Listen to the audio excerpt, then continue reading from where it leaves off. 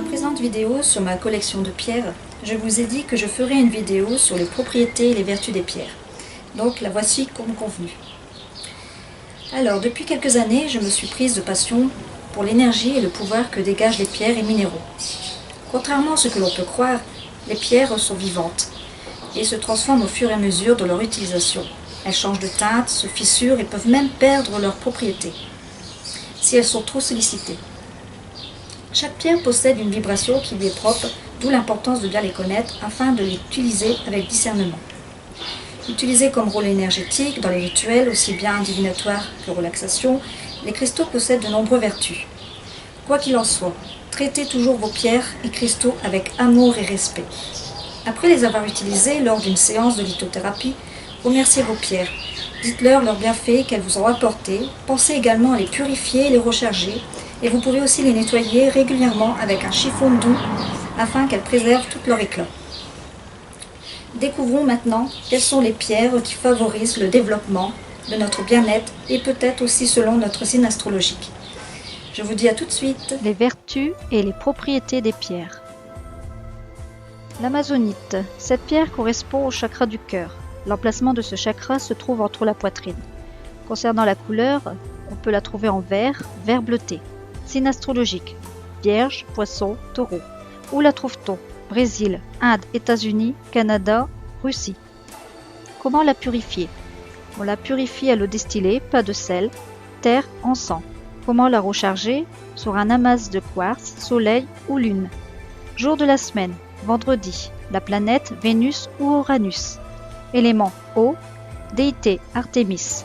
Concernant l'élixir d'amazonite est un catalyseur qui lève les barrières émotionnelles et mentales. C'est un élixir de protection, de courage et de confiance en soi. Sur le plan physique, l'élixir d'amazonite renforce le système nerveux et influence positivement les méridiens. Sur le plan émotionnel et spirituel, il encourage la communication et l'expression de soi. Les enfants timides qui ont de la peine à prendre leur place à l'école profiteront de cet élixir tout autant que les personnes freinées par un entourage peu propice à leur développement individuel. L'élixir d'amazonite pousse à être objectif avec soi-même et les autres. Concernant la légende, l'amazonite est aussi associée aux fameuses Amazones, ces femmes guerrières assez cruelles. En Mésopotamie, l'amazonite aurait été dédiée à Tiamat, déesse des eaux salées, des océans, où règne le chaos. Selon la mythologie babylonienne, elle est à l'origine de tout, dont notamment des premiers dieux, nés de son union au dieu des eaux douces. Les Égyptiens l'utilisaient déjà pour ses vertus comme en témoigne une partie du texte du livre des morts, gravé sur cette pierre, et pour les bijoux comme l'illustre une des bagues scarabées trouvées dans la tombe de Toutankhamon. Les Grecs liaient la pierre aux fameuses guerrières amazones, dont la pierre était censée orner leur bouclier. Pour les Indiens Navajo, la pierre est associée à la déesse créatrice des humains Esatlatl. Sur le plan physique, appliquée sur la nuque, elle calmera et relâchera les tensions de la nuque et du dos. Sa composition lui permet d'aider à la simulation du calcium et à soulager les spasmes musculaires. L'amazonite stimule et fortifie le système immunitaire. Elle absorberait et protégerait des micro-ondes et autres pollutions électromagnétiques, comme celle des téléphones. Permet d'exprimer notre ressenti face à une situation où on est profondément impliqué, libérant de toute culpabilité et agressivité envers les autres ou soi-même. Permet d'éliminer la culpabilité pour laisser circuler l'émotion. Elle empêcherait la perte des cheveux et favoriserait leur réparation, comme celle des ongles. La frotter sur la peau calmerait les infections cutanées, guérirait les ampoules et éliminerait l'acné. Sur le plan spirituel, l'amazonite est une pierre discrète, mais qui peut s'avérer très puissante lorsqu'elle manifeste ce qu'elle doit révéler. Comme la force de l'océan, donc, elle porte l'énergie. Cette pierre amène nos révélations intérieures et matérialisation. L'amazonite est une énergie droite et juste. Elle porte par la sincérité et l'honnêteté le fondement de la justice. L'améthyste. Cette pierre correspond au chakra coronal. L'emplacement de ce chakra se trouve en haut du crâne. Elle correspond aussi au chakra du troisième œil qui se trouve entre les sourcils. et également au chakra plexus solaire qui se trouve sur l'abdomen. Au niveau des couleurs, on peut la trouver en mauve pâle ou violette. Signe astrologique, Poisson, Bélier, Sagittaire, Capricorne. Où la trouve-t-on? Brésil, États-Unis, Inde, Australie, Mexique.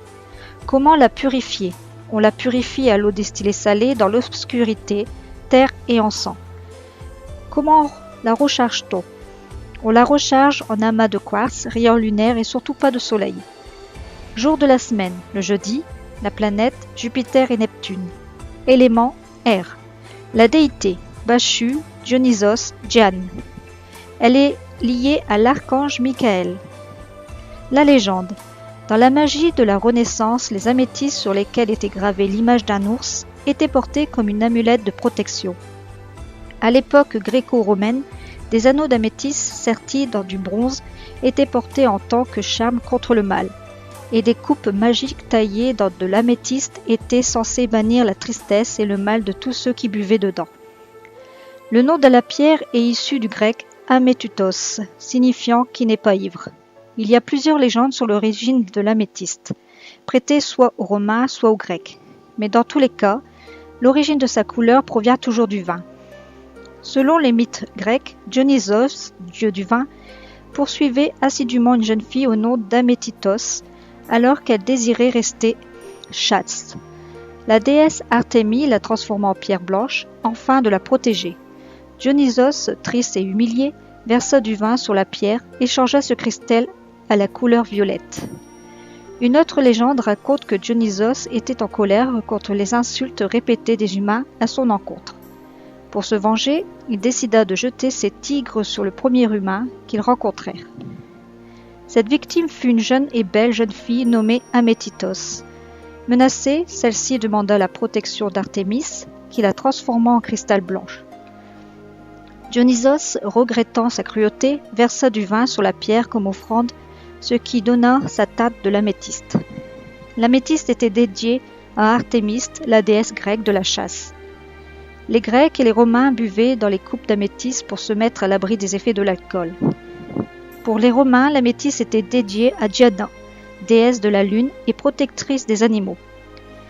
Pour les Hébreux, l'améthyste était la 9e pierre du pectoral du grand prêtre, représentant la tribu d'Alama.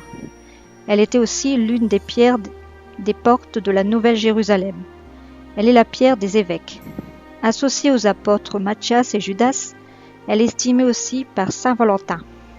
Elle orne également les bagues pontificales et les couronnes des rois chrétiens. Tous censés se garder de toute ivresse, fût-elle spirituelle. En Égypte, on l'utilise pour tailler des seaux. Les soldats l'utilisaient pour ne pas avoir peur durant la bataille. Au Moyen Âge, l'Église prit l'améthyste comme symbole du renoncement aux biens terrestres, obéissant à Dieu et chasteté.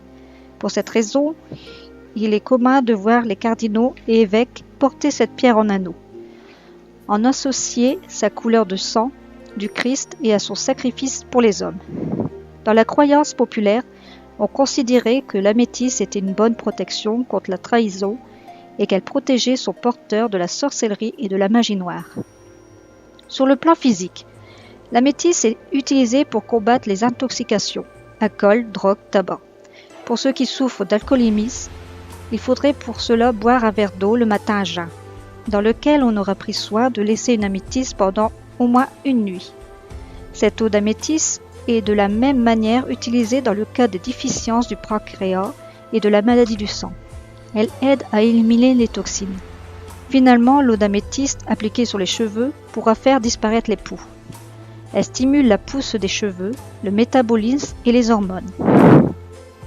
Elle est la pierre de la plénitude et convient tout particulièrement aux hyperactifs et aux stressés. Pierre d'une grande efficacité pour soulager les maux de tête, les migraines, les brûlures, les œdèmes et l'eczéma. Elle est précieuse contre les troubles oculaires, la rétention d'eau et la circulation sanguine. Elle tonifie et protège le foie et les glandes. L'améthyste est une pierre qui diminue la douleur et soulage dans les moments d'angoisse. C'est une aide précieuse pour l'hystérie, le vertige, les colères et l'épilepsie. Elle a une action sur les baisses de tension artérielle, sur l'anémie. Dans une chambre à coucher, Elle contribue à un sommeil calme et profond. On peut aussi placer quelques améthystes sous l'oreiller pour éliminer les cauchemars. Elle aide à se souvenir des rêves et à les comprendre. Elle calmerait l'hyperactive chez les enfants et les animaux. L'améthyste aide à se détacher des futilités matérielles. Elle soulage le stress, équilibre les hauts et les bas, dissipe la colère, la fureur, la peur et l'anxiété. Allège également la tristesse et le chagrin en aidant à accepter la perte. Sur le plan spirituel, elle favorise l'évaluation spirituelle, la concentration, la méditation, l'intuition, la créativité et la visualisation. La métrine, c'est une pierre correspondant au chakra coronal, chakra du plexus solaire et également le chakra du troisième œil. Sa couleur, on la trouve dans une nuance de violette, mauve et de jaune dans le même cristal, et transparent à translucide. Signe astrologique, Sagittaire, Poisson, Gémeaux, Lion. Où la trouve-t-on? Brésil, aux États-Unis, en Inde et en Bolivie. Comment la purifier? On la purifie à l'eau distillée légèrement salée. Comment la recharger? On la recharge sur un amas de quartz à la lumière lunaire. Il faut que vous sachiez que la lumière directe du soleil lui fera perdre sa couleur petit à petit, tout comme l'améthyste. Si vous tenez réellement à l'exposer au soleil, une séance d'1 heure est amplement suffisante. Jour de la semaine, c'est le mercredi. La planète Mercure. L'élément, c'est le feu. La légende. La mine d'Anaï en Bolivie est la productrice universelle majeure d'amétrine. C'est au XVIIe siècle que la mine devint fameuse. Un conquistador espagnol épousa une princesse nommée Anaï. Elle était issue de la tribu des Ayoreos et le gisement de gemmes constituait la dot de la jeune épouse. Chez les civilisations amérindiennes, elle représente la puissance divine et l'élan spirituel. Sur le plan physique, elle aide à régulariser les problèmes de coordination, d'ylexie, d'épilepsie, elle fortifie les reins et le foie, et elle peut également apporter son aide aux malentendants en ralentissant l'avance de la surdité. Dans ce cas, tenir chaque jour la pierre pendant 1 heure dans sa main. Placée au niveau du plexus solaire ou au deuxième chakra, nourrit le yin et le calme, favorise la créativité, anime l'esprit. La métrine est un mélange naturel d'améthyste et de citrine. La présence de fer dans le dioxyde de silicium, le quartz, donnant soit l'améthyste soit la citrine s'il est oxydé. Outre les propriétés de l'améthyste et de la citrine, la métrine possède un grand pouvoir d'équilibrage du yin et du yang et de la structure de l'ADN. Cette pierre est exceptionnelle car elle possède 2 types de vibrations et agit de manière particulière sur le psychisme. La vibration de la citrine protège des influences négatives et celle de l'améthyste augmente le pouvoir de concentration et de méditation. Elle apaise les émotions et aide l'esprit à relativiser. On l'utilisera lors des rituels visant à la réussite des examens ou toute autre entreprise nécessitant un grand effort intellectuel. En talisman, elle permet de changer tout naturellement le point de vue d'une personne en le dirigeant plus vers la réflexion ou plus vers l'intuition en fonction de sa couleur dominante. Débloque les corps mental et émotionnel, la métrine aide à stimuler la bonne humeur en aidant à régulariser les montées d'adrénaline, choc émotionnel. Sur le plan spirituel, cette pierre accentuera fortement le développement spirituel de ceux qui la porteront ou qui se trouveront en sa présence. Appliquée sur le chakra du troisième œil, elle aide au voyage astral tout en nous protégeant d'éventuelles attaques psychiques. L'angélite. Cette pierre correspond au chakra de la gorge. Sa couleur bleu pâle. Signe astrologique Verseau. Où la trouve-t-on? On la trouve en Italie, au Pérou et en Allemagne. Comment la purifier? Attention, cette pierre ne supporte pas l'eau. L'angélite peut ainsi être déposée sur du gros sel ou passée là dans la fumée d'encens, comme par exemple le Liban ou le benjoin, pour la purifier. Comment la recharger? Augmenter ses capacités en la chargeant davantage en la plaçant au soleil ou sur un amas de cristal de roche. Ou encore, on peut utiliser des coquilles Saint-Jacques, ça reste efficace, rapide et surtout le plus important, c'est que ça convient à toutes les pierres et que ça ne les abîme pas. Le jour de la semaine, le jeudi, la planète Lune, l'élément l'air. Elle est liée également à l'archange Aniel Raguel. La légende, le terme angélite dérive du mot ange. Le second nom de cette pierre, anhydrite, provient lui du grec anhydros, qui signifie sans eau. Sur le plan physique, allège les inflammations de la gorge, appliquée sur les pieds débloque les méridiens. et les voies énergétiques régénérer les tissus et les vaisseaux sanguins, soulage la brûlure des coups de soleil. L'angélite favorise les qualités de patience et de paix intérieure. En lithothérapie, elle réduit également les ballonnements et les rétentions d'eau. Placée sur le chakra du plexus solaire, elle atténue les colères. Protège l'environnement ou le corps, elle constitue un champ de protection autour de l'endroit où elle est placée. Sur le plan spirituel, l'angélite augmente les perceptions extrasensorielles. En élixir favorise la perception lors du channeling et de la méditation. Appliquée du chakra frontal pour l'ouvrir. Elle accentue la communication télépathique sur le troisième œil, surtout accompagnée d'une apophylite. En méditation, l'angélite facilite la communication avec le royaume angélique. Les personnes sensibles peuvent avec cette pierre renforcer leur lien avec leur guide spirituel, établir une communication qui dépendra des dispositions de chacun. Certains auront une communication auditive directe, d'autres des visions, d'autres des signes, encore d'autres des communications lors des rêves. Elle favorise les voyages astraux tout en gardant les pieds sur terre.